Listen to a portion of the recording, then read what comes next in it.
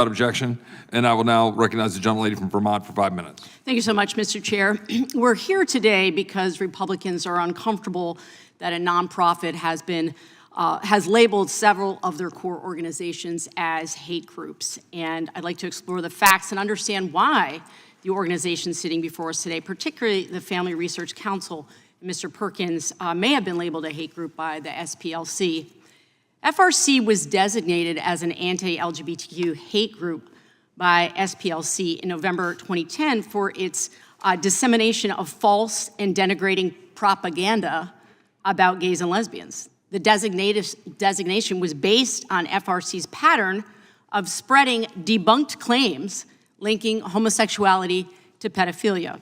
Mr. Perkins wrote that, quote, while activists like to claim that pedophilia is a completely distinct orientation from homosexuality, evidence shows a disproportionate overlap between the two. It is a homosexual problem. Mr. Perkins also called the It Gets Better anti-bullying campaign, which is designed to save the lives of gay kids across this country who are being bullied mercilessly. He called it disgusting and part of a concerted effort to persuade kids that homosexuality is okay and actually to recruit them into that lifestyle. I would like to say, for the record, nobody recruited me. I would have loved to have had somebody actually talking to me about my experience. Didn't happen, doesn't happen.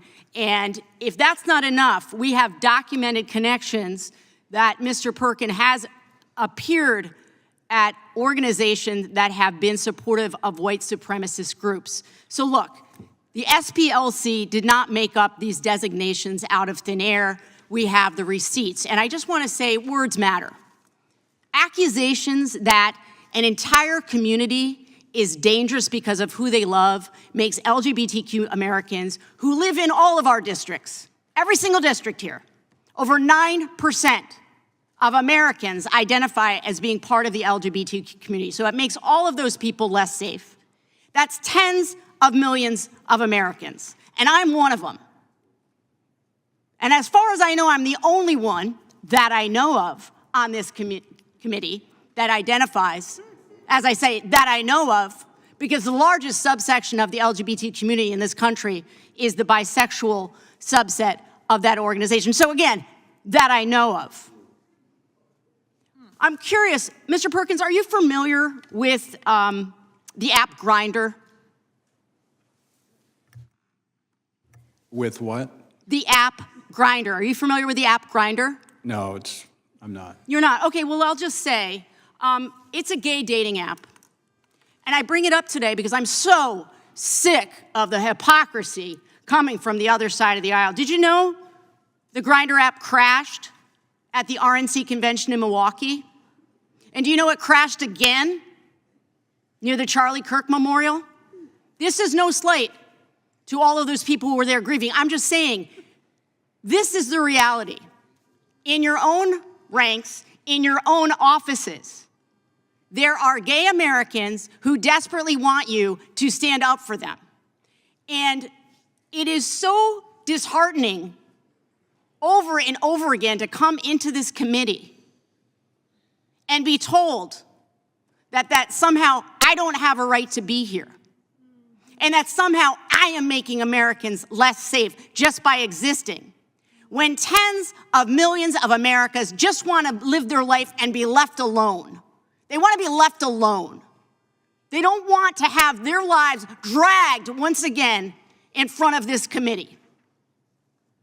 Now, I appreciate your time being here today, but I wish that you would put your energy and focus on actually protecting Americans and not scapegoating individuals who are just trying to live their lives. Ms. Tyler, thank you so much for joining us here today. And we don't have that much time. I needed to get that off my chest.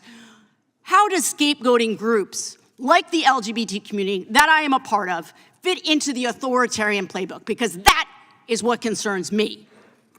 Yeah, scapegoating groups or marginalizing them using dehumanizing language that all tries to make an example of one particular group.